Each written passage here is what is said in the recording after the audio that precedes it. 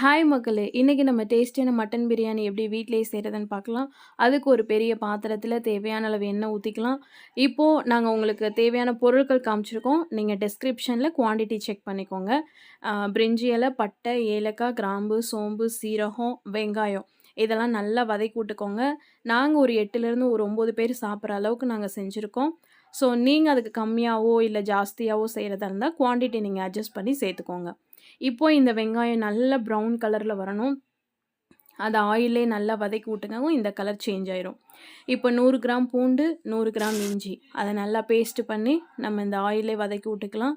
தேவையான அளவு பச்சை மிளகா, காரத்துக்கு ஏற்ப பச்சை மிளகா 2ஆ கட் பண்ணி நீங்க அந்த ஆயில்லயே நல்லா வதக்கி விட்டுக்கோங்க. இப்போ இது நல்லா வதங்குனதுக்கப்புறம் நம்ம தக்காளியும், 1 கட்டு புதினா, 1 கட்டு கொத்தமல்லி இத நல்லா பொடிசு பொடிசா கட் பண்ணி இப்போ நம்ம அந்த ஆயில்லயே வதக்க போறோம். இதுக்கப்புறம் நம்ம மிளகாத்தூள் உங்களுக்கு காரம் எவ்வளோ வேணுமோ அதுக்கு ஈக்குவலா நீங்க அந்த மிளகாத்தூள போட்டு நல்லா கிண்டிக்கோங்க. இப்போ தனியாத்தூள், மிளகாத்தூளோட கொஞ்சம் கம்மியா தனியாத்தூள் சேர்த்து நல்லா வதக்கி விட்டுக்கோங்க. தேவையான அளவு உப்பு.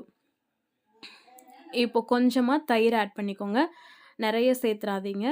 ஸோ சாஃப்ட்டுக்காக நம்மள கொஞ்சம் தயிர் சேர்த்துருக்கோம். இப்போ அத நல்லா நம்ம கிண்டி விட்டதுக்கப்புறம் இப்போ நம்ம கொஞ்சமா கீ சேர்க்க போறோம். இந்த கீ வந்து நம்ம ஸ்டார்ட்டிங்கே சேர்க்கக்கூடாது. நம்மளுக்கு அந்த டேஸ்ட் கிடைக்காது. ஸோ எப்ப நம்ம கறி சேர்க்க போறோமோ, அதுக்கு முன்னாடி நம்ம இந்த கீ சேர்த்துக்கலாம். ஸோ இப்போ கீ சேர்த்தாச்சு. இதுக்கப்புறம் நம்ம எடுத்து வச்சிருக்க மட்டன சேர்க்க போறோம். நாங்க 1 1/2 கேஜி மட்டன்ல இப்போ நாங்க செய்றோம். ஸோ அந்த மட்டன நல்லா அந்த கீலயும், எண்ணெயிலயும் வதக்கிரலாம்.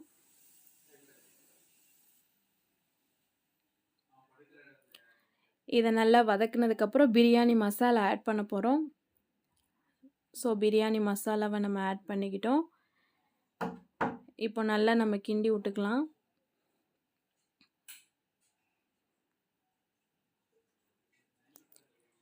இப்போ நல்லா நம்மளுக்கு ஒரு கிரேவி டெக்ஸ்சர்ல வந்திருக்கு.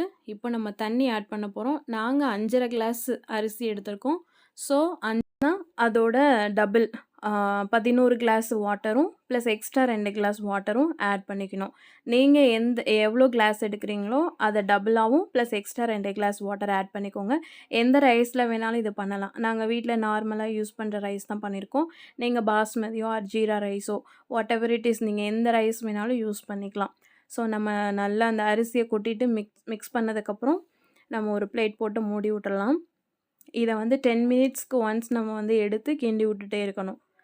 ஸோ இப்போ நம்ம மூடி போட்டுட்டு ஒரு 10 மினிட்ஸ்க்கு அப்புறம் நம்ம ஓப்பன் பண்ணி பார்ப்போம்.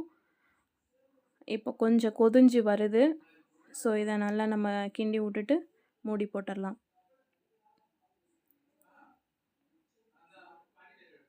இப்போ தண்ணி கொஞ்சம் வத்துற நிலைமையில வருது. இப்போ நம்ம வந்து அத லோ ஃப்ளேம்ல வச்சுக்கணும். ஹை ஃப்ளேம்ல வைக்கக்கூடாது. லோ ஃப்ளேம்ல வச்சுக்கோங்க.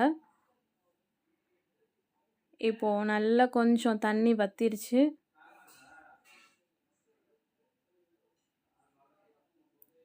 நீங்க இந்த ஸ்டேஜ்ல என்ன பண்ணலான்னா, ஒரு சூடான பாத்திரத்தில தண்ணீர சூடு பண்ண பாத்திரத்த எடுத்து நீங்க அந்த அரிசி மேல கூட வச்சுக்கலாம். அந்த பிளேட் மேல கூட வச்சுக்கலாம்.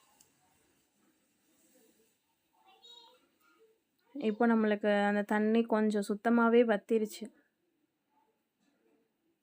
இப்போ நம்மளுக்கு ரெடி ஆயிடுச்சு. Mutton biryani ready. உதிரி உதிரியா குலையாம நல்லா நம்மளுக்கு அந்த பீஸும் நம்மளுக்கு நல்லா கிடைச்சிருக்கு. ஸோ மட்டன் பிரியாணி ரெடி ஆயிடுச்சு. இது ரொம்ப டேஸ்ட்டா இருக்கும். நீங்களும் இத வீட்ல ட்ரை பண்ணி பாருங்க. இந்த வீடியோ உங்களுக்கு பிடிச்சிருந்தா லைக் பண்ணுங்க, ஷேர் பண்ணுங்க, மறக்காம சப்ஸ்கிரைப் பண்ணுங்க, கமெண்ட் பண்ணுங்க. தேங்க்ஸ் ஃபார் வாட்சிங்.